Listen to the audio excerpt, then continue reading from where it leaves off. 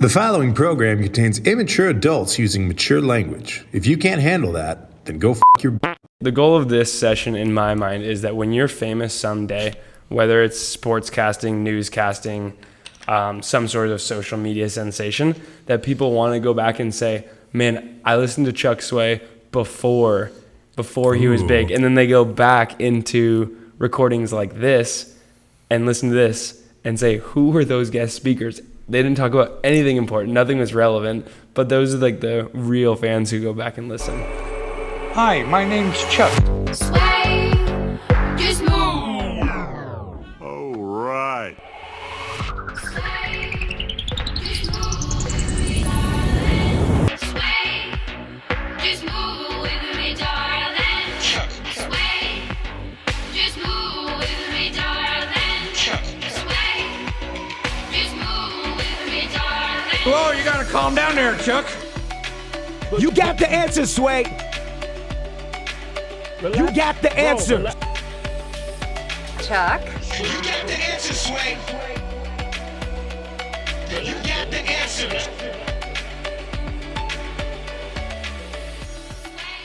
All right, you ready for this? Yeah, let's do it. All Why right, not awesome, us? Awesome. All right, what's up, everyone? This is a brand new episode of the Chuck Sway Show. With me, my guest this week, today, or wherever you are, one of my oldest friends. I think we take bromance to another level, and we can discuss that a little bit, but Sweet Lou.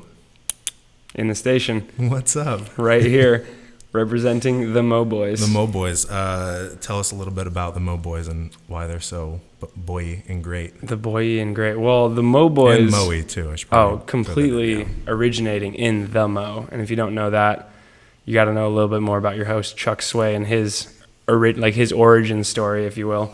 But yeah, the Mo Boys really take it back to when we were all in junior high or middle school as it is now.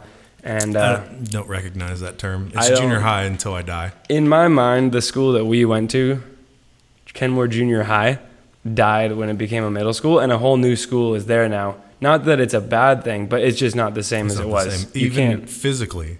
Oh, not at A whole all. new remodel, it's not the same school. It's not. There's no similar part. They actually have grass covering the entire field now instead of a baseball diamond being half of it. So Yes. there's a lot of stuff going on there. But the Mo Boys were a group of us that at the time when we all knew each other and played sports, some of us hung out to an extent, but I think that group of friends stayed in like light contact, and as we went through high school and college, became almost a tighter group of friends. Yeah. So if you look at our high school experience, we were friends at school and would hang out at events outside sometimes, but it wasn't really until the transition happened to college where we all went our separate ways and came back for those kind of winter break and summer break types of things that our group, which originated in like the city of Kenmore, aka Mo, the Mo, it didn't really like fully turn into a really tight friend group because we all had that as like our central go back to. And Right. because we The were all in, roots. the roots, and we were all in different cities at that point, different states at college or working, whenever we were deciding, are we going to meet up? It was, hey, who's in the Mo at this time? Because we were obviously way too cool to type out 7 letters. It's like the calling, what is that, Thundercats or Power Rangers or whatever. It's like, everyone come to the Mo. Exactly. We're meeting. We're going to play some 13 and hang out and drink beer. And just in our friend's mom or parents' basement, hanging out, grabbing a couple of malt liquor beverages and playing cards till 3 a.m. Such cost effective. I mean, so 13, if no one's not familiar, it's the greatest card game on earth. And I know when it got real when we started throwing money around, because before then you had to drop $3 on a 40. You had cards, you had a basement, you were good to go. Absolutely. And then when that cash started flowing, ooh, that's when I knew it was big time. We were big time. We were just throwing around singles like it was nothing. I think it had to. And I think you look back at when we started playing at football camps in high school as kind of a time pass, or a pastime. Shout out Gold Bond and Goldfish. Exactly, right? But like Gold Bond and Goldfish would only take up so many hours of our day. And so naturally you just get into card games and you solidify your house rules. And when we'd all come back from college and be catching up, this would just be a game that would be constantly circulating. And there were always 5 or 6 of us, and 13 is a 4-player game. So the losers would sit out, and being a naturally competitive group of guys who were having a couple brews, having a couple 40s, whatever, the trash talk started. Oh God, it gets rough even to this day. Yeah, There's so much absolutely. history back behind. Like a game of 13 is like in the arena, like gladiators. Oh, no doubt. On an intellectual standpoint, because it's all up to chance and there's strategy too. But it's like whatever you got to deal with the hand that you're dealt. It's like life, if you're being Yeah. honest. You get it dealt a hand and you can't trade. There's no way to get different cards. You have your hand and you got to play it. What I really like about it is because I don't know how to play poker. I know I'm in the minority, especially in this group, but I have a really fun time having a 13 face. Because I don't know if I have a 14 or not 14, a poker face, but 13 face I know I'm pretty comfortable But a with. 15 face. But the 15 face is another level. No, I think that's a great point. And to an extent, we've played enough where you look at your hand and you can decide kind of what situation has to happen for you to win, or if it's just a game where you will win or you won't win. But there is that middle ground where if you play your card correctly and you have other people respond correctly, you can get the win. So I think that's a good point. The second and third spots are almost more, I say for the most part, obviously you want to win the game. But if you know that you have a shitty hand and you're just going to try to get through and not lose, that second and third place, and then even like third and fourth, when it comes down to it, they can get big. There's strategy there for sure. I'm a guy who always likes to go for the first place, and I think that is when really the money came into it. But when you put money into it, if you each put in, let's say $1, and there's 4 people playing, you divide that up, the first place person gets $3, and the second place person gets their money back. There is something to be said for figuring, I can't win this entire round, but I'm at least going to get my money back. But I mean, that goes into, all right, you can then start to realize who you're playing against. Right. Are they a person who's going to risk it and go for the win? And you might be able to cut them off and push them into third or fourth place from that. And I think the really serious games happened not because we wanted the money more, because it was never that great of a sum of money, but that actually tracked out who was winning. And so if everyone's Right. trash talking going into it and we You got play a for stack 2 of hours, cash. no one really knows how well anyone did. But this is literally like a way of, this is how many times I've won and this is how many times you haven't Right. won. And that really, I think that brought kind of the next level. And I mean, when we go camping and play and like people are just tired, that's when I think it can get really intense and people are just not having any of it. Yeah, sleep exhaustion, just kind of going off of pure instinct. Sometimes you throw things out that are, I mean, what was the argument, the heated argument we had? I think it was during camping where Sam had challenged you. He's like, no, and he like tried to make up a rule on the spot. That was in Hans's basement. Was it in the basement? Okay. No, yes, you're right. It was. There in was the 2 basement. though. There it was. gets heated though. It's incredibly competitive. I think the things that happen about, I mean, there's rules, and I think we've pretty much like solidified all our rules at this point, other than deciding what each like the levels of not dragons but bombs. Bomb is a card in 13 that is kind of like a trump card, and you can play it in any hand at any time. And be racist? You said trump card. Oh, okay. I was like, wait, did I say something? I was like backtracking in my mind. I was like, what did I just say?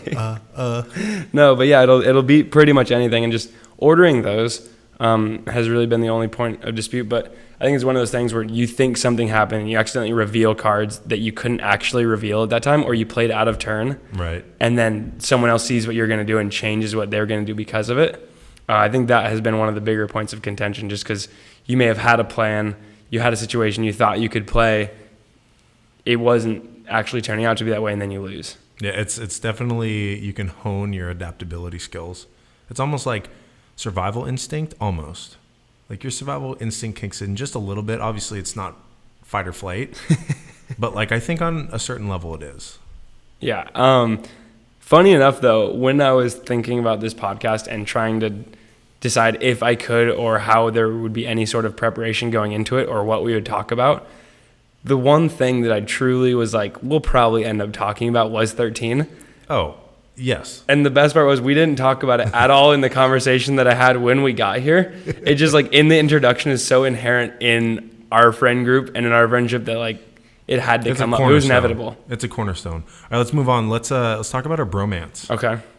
How do you want to break this down? Because I'm completely comfortable being this recorded and is completely referenced to come back and be like, what did you just say? I don't know your comfortability on it. Case in point, before we get into the details of it, I have some family in town right now, and I went to go visit them, and I told them, oh, I'm going to go meet up with my friend and then I explained the complexities between you and my girlfriend and how the confusion is there. And I think you're making it sound way deeper than it really is. I think this explanation here is like diving so far. Well, I dig a big hole and then we try to fill up the dirt. That's fine. Yeah. I mean, as any people in middle school have, when they're a group of friends, there is always like some level of bromance that happens, right? Yeah. I mean, athletic teams, just any group of friends, there's going to be some level of bromance. And I mean, our friend group was no exception. If you get sweaty with a group of guys enough times, things come to fruition. Oh, absolutely. And I don't honestly remember how like our group's bromance started at all. I remember like we always just like our whole group of friends hung out so frequently that they're like, dude, that's such a bromance. But to be honest, I don't remember what happened, especially because I think there were 4 or 5 years where like we had both forgotten that it even existed. I think it was until I actually met your girlfriend that it was like, oh, remember that from 8th grade. Was it? I would argue that because you guys met at your 21st birthday, right? That's true. Okay, so we went in there. When we got there, I You're right. gave her a pep talk. I was like, hey, just so you know, you might be a little weirded out because my behavior is going to be a lot different than what you would expect, especially with another man. And That's so fair. she was like, okay. And so I think it was before then. You're right. I think it got rekindled that night. I think that took it to the next level, to be honest, because until then there was no reason to make jokes out of middle school. But then having you have a girlfriend, now that there was that element to fuck with someone. And I don't know if I had a girlfriend at the time. I don't think I did. I don't think you did. I don't think I did either. But then again, that was a while ago. But yeah, so I think we can just like go into actual details now before confusing anyone in the world anymore. I think we've lured him long enough. There's been a lot of like, well, what's going on here? But what was the start? Because I remember it was me and you hanging out at football, and we just told someone that we were dating, but it was like obviously a non-truth because we were in junior high, and I think I had a girlfriend at that time too. But it was one of those like situations where we just kind of made a joke of the bromance on our athletic teams. I think it was football camp. Football camp? I think that's when it like finally molded and came to fruition, because if you recall in junior high, I would chase you. I can't remember what that was, why, but I don't know. There was kind of like that. Because I always had the ball and I was just way downfield. that cat and mouse type element. But yeah, I think football camp, again, bunch of dudes just sweaty in the desert heat. And then on the downtime playing 13 and then having fun with goldfish and Gold Bond powder. It was just because I was ridiculed because you're a grade lower than me. It's not untrue. Yeah. So my fellow seniors were like, why are you hanging out with a bunch of juniors? I'm like, you don't even know. You were an honorary member of our class. Yeah. But I think this actually happened earlier. I think high school, we completely forgot it happened. It was when I was in 8th grade and you were in 9th grade. And we made a joke about dating, and we didn't actually remember the joke until I think it was just before that 21 run, and we were talking about how long you and Kimberly had been dating, and I was like, well, to be fair, like 6 years ago, we said we were dating, but we never actually broke up. And so it was a thing where like there was this 6-year gap where we never even acknowledged it because it was a joke we made in junior high for like a month. It just but then we festered. realized it just like there had never been like a breakup. Right. And I wanted to use that as a card just to kind of mess with your girlfriend when I met her. That way I could say, well, I mean, you guys have been dating for a while, but me and Dallas were dating in 8th grade and never broke up. And so I think that was the joke that brought it back out. It was something that happened for about a month. Oh, no, I turned it down. Sorry, hold on. No, I see what happened there. Yeah. Tough as Chuck. You said you weren't going to slip. I didn't think I was. Here's the thing. People get so comfortable, they just forget. I know. I did. I completely did. But I think it's that thing that happened initially in 8th grade as like we were joking. We have this bromance. Oh, we're dating. We then forgot about it. over the next 6 to 7 years. Yeah. And then when we started hanging out more, obviously Chuck Sway had a lady. He's a ladies' man. He's very popular among Like those you're people. catching it now. Yeah, I'm getting it. But when we came back in, I had to show some seniority of friendship. Right. And so I was It was like, a oh, power we move. never technically broke up. Yeah. It's like couples who get separated but don't actually like physically, or not physically, but like in the eyes of the law and the state and of everything else. Like if you don't get divorced, you are still technically married. Got it. And you know how junior high relationships are. They're as serious as it can get. Yeah. I think in anyone's lives, the most serious relationships that they've had have been the ones in junior high. Yeah. Especially if it's like FBO. Because once you're FBO, that's almost considered legal documentation of a Just commitment. about MySpace, though. Because it was MySpace back then. Talk about that. RIP to MySpace. Is it still around? It still exists. Is it mainly like a music platform? Yeah, let me just let me pull it up just so I can, just for reference. But yeah, no, MySpace definitely still exists. But yeah, I think it's just music. I think MySpace wanted to be what, you know, the Spotifys and the Apple Musics and the things, all of that are today. But I mean, they still got their domain. Oh, wow. So I think the thing that I liked more about MySpace than Facebook was the like customized ability that you had in your profile, which again is probably primarily conducive to a younger group, like in junior high, where you could have a background of literally whatever you wanted on Right. your profile, which is like the cover photo of Facebook today, but it was the entire background, and then you could put songs that would play when you went to you a do profile. songs. I had my cursor for my page wasn't a regular cursor. You could do that? Yeah. Wow. That's where it got tricky because, I mean, we were 12, 13, 14 years old, and you could go into your MySpace profile and edit the HTML.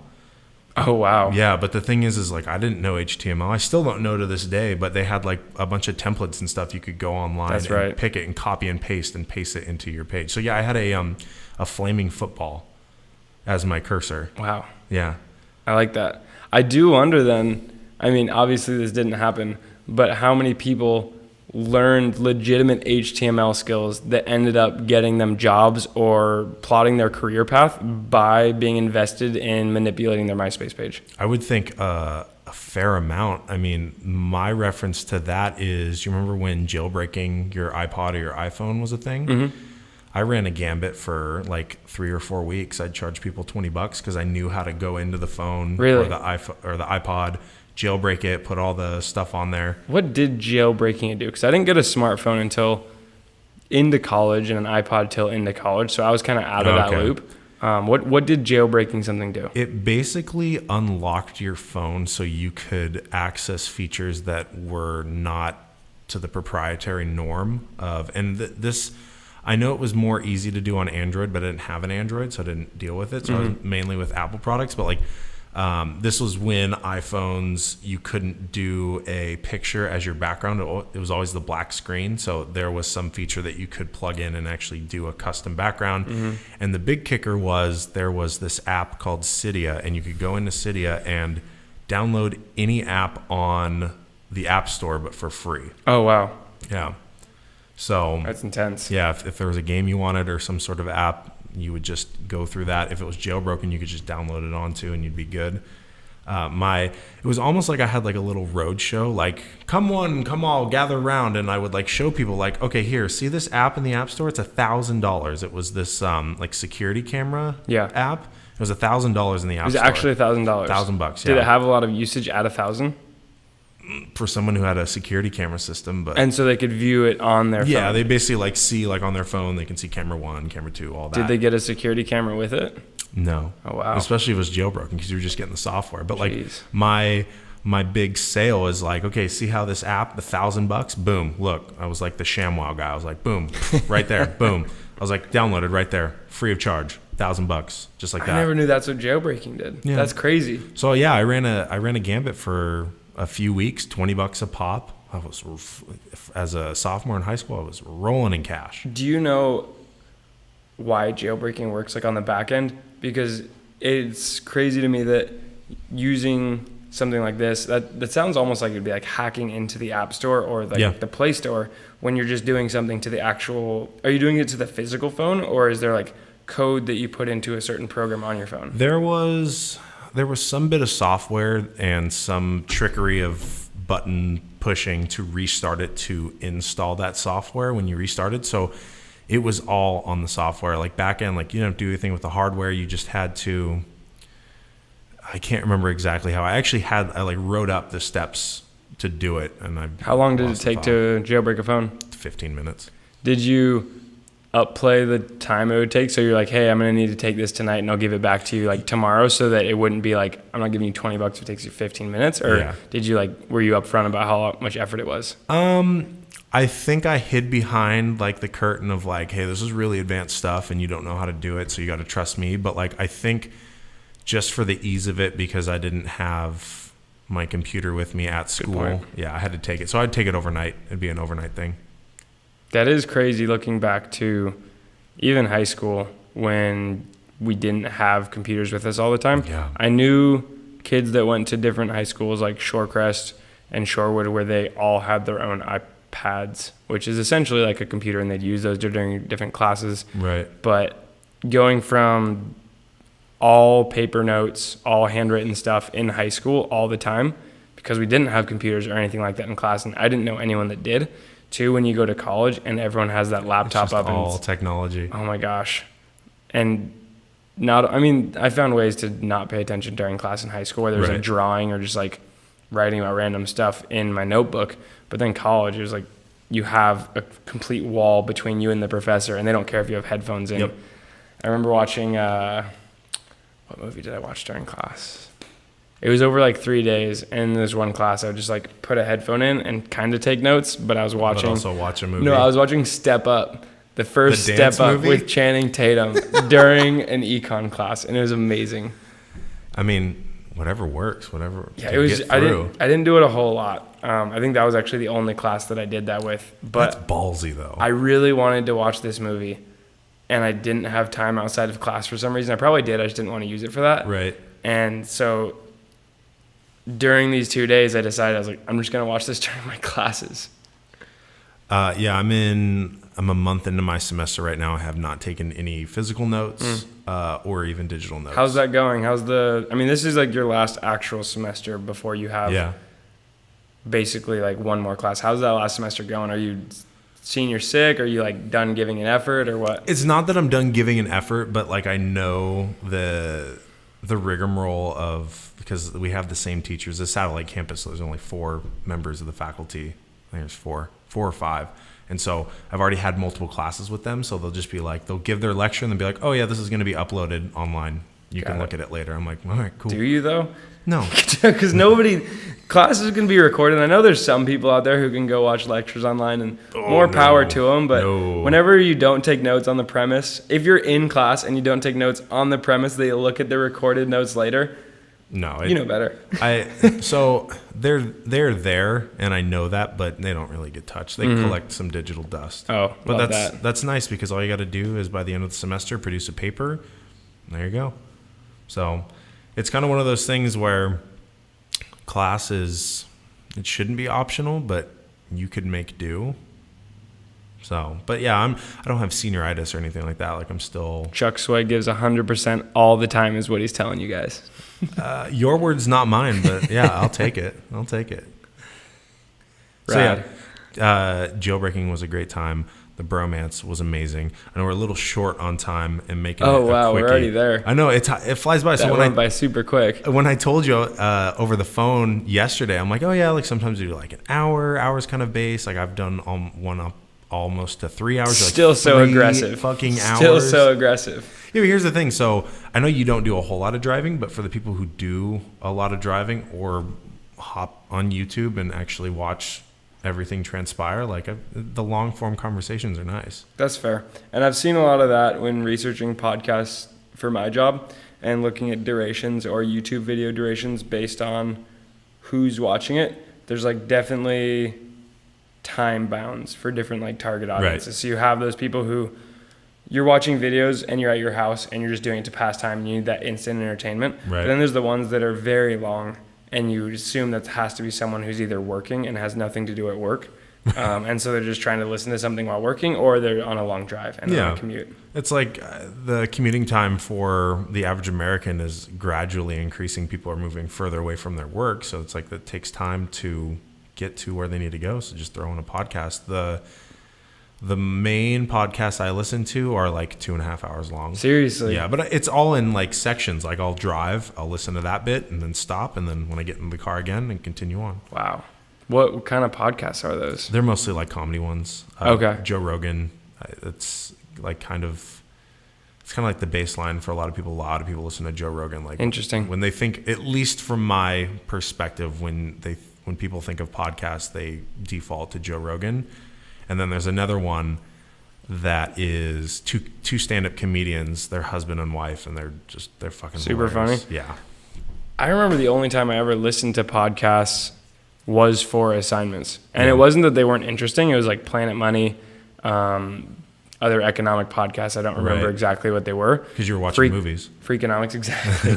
But I mean, watching Channing Tatum get down. Dude, he got down in that movie. He's such a good, I love good dancing movies. But I remember they're super interesting, and I understood listening to podcasts. But I didn't know how big the world of podcasts was until very recently. Listening to your podcasts and hearing you guys discuss other podcasts. Right.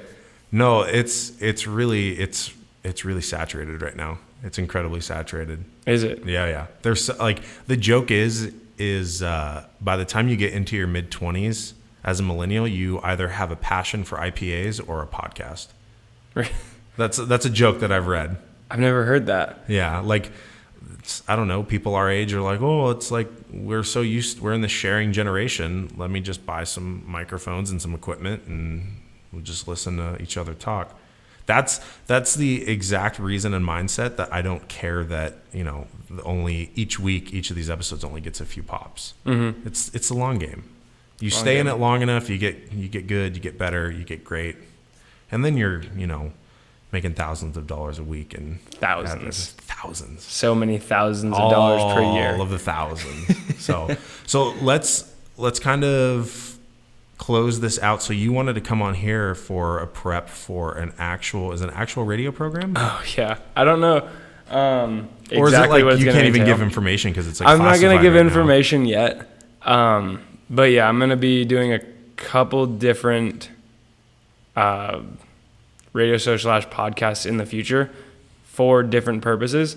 And so I thought it'd be really cool to come watch a local legend in the North Shore area. Just see how it's done. Flattery. Yeah, absolutely. See how it's done. See a day in the life of Chuck Sway, but then also see what the atmosphere is like before I go on for a more professional purpose. Right. And kind of get all the kinks out, get the rust off of public speaking. Not that this is necessarily public speaking, but some people get like in lieu of microphone in their face and a camera, which the camera is new, but like microphone in your face and a camera, there's kind of like that pressure, like, oh, like there's no one here, it's just us two, but it's like the world is watching. Interesting. Yeah, but yeah, I'm just getting those practice reps in before I have to do it in a more professional arena. Right. Yeah, the one thing I will be really surprised when you do those that it will be as loose as this. Mm-hmm. Oh no, I have to go through like certain trainings, really, in certain avenues before I'm allowed to do it. So I'll be having those come up in the next couple of weeks. So to a point, you're going to be like a talking head. To a point. I already know the talk track, and the content. My knowledge of the content is why I'm doing it instead of someone else who would potentially be more qualified. But put this on your resume too. Oh, absolutely. You actually have on-air experience. Exactly. And the other speaking I've done primarily was just through like the youth groups that I volunteer at. Right. Like in Bozeman, I was involved in one of the church youth groups for high school and middle schoolers, and then now I help out at a high school youth group locally around Seattle. And occasionally I'll be able to do some kind of public speaking in those arenas as well. And so it's not completely new, but this is definitely a new atmosphere and a new type of conversation. Medium. Exactly. Yeah. I don't come in knowing everything that's going to happen. There's back and forth, and so you have to be able to think more on your feet rather than going in with a game plan and just in that presentation format. That's the joy of conversations, though. Exactly. It can go anywhere and everywhere, and you just roll with it as long as whoever you're conversating with is rolling with it, and makes for a good time. And like you said, time freaking flies. I mean, we're right at that mark. So. Absolutely. We hit that, and yeah, that was a pretty quick Yeah, half hour in my mind. Yeah. It just goes. Short So, and sweet. Short and sweet, like Sweet Lou. Always. Before we go, do you want to give any sort of shout outs or plugs or anything like that Man, to promote yourself or things you're doing or anything in your life?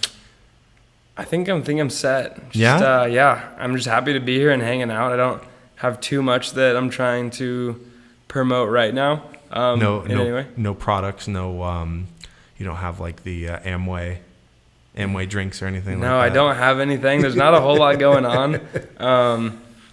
I was just here to have fun, and we had a bunch of fun. So I think that kind of checks off everything on the list. Well, you'll have to come back, and we can do a little bit longer of a format. Agreed. But no, this was a great time. Absolutely. Good Thanks for having me on, Chuck. Okay. Do you want to wave bye? I didn't even see the camera till like halfway See, through this. it's hidden. See, you didn't even What notice. format is that for? What do you mean? Like This will go on. The video will go on YouTube. Yeah. Okay. We're not quite to streams yet. We do streams for the deep shot, but that's a little easier to do because it's live time. It's sports. People ask questions, but right now, yeah, the video will go on YouTube, and then the audio will go wherever you find podcasts: SoundCloud, Apple, not Spotify, which is rough. And Strathy is. I know he's a Spotify guy, and he's like, "Oh, I want to listen, but."